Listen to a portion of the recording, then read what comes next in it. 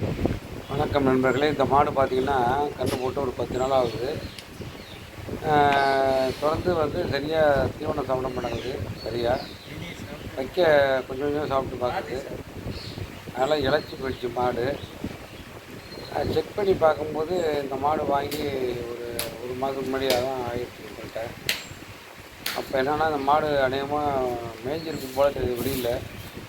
இப்போ பார்த்திங்கன்னா ஃபாரின் பாடி, அதாவது பிளாஸ்டிக் பையெல்லாம் அடைச்ச மாதிரி ரொம்ப வயிற்று அமுக்கி பார்க்கும்போது ஃபாரின் மூட்டையாக உள்ளே கிடக்கிற மாதிரி தெரியுது. அதனால் சரியாக தீனி எடுக்க முடியல.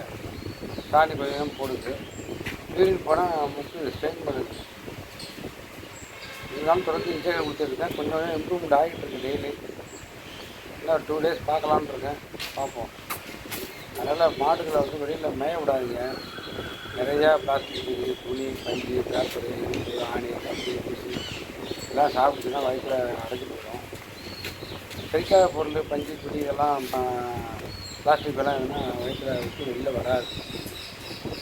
அதனால் என்னென்னா தொடர்ந்து நாளடைவில் மாடு இழைச்சி போய் கழியும், உயிருக்கு ஆபத்தாயிடும். அதனால் வீட்டில் கட்டி போட்டு அதுக்கு போதுமான தீவனத்தை காட்டிட்டு தெரிஞ்சுட்டு கொடுங்க. எல்லா முறையிலும் பராமரிங்க. நல்லா பால் தருங்க. இந்த வாழ்க்கையை மாற்றுங்க.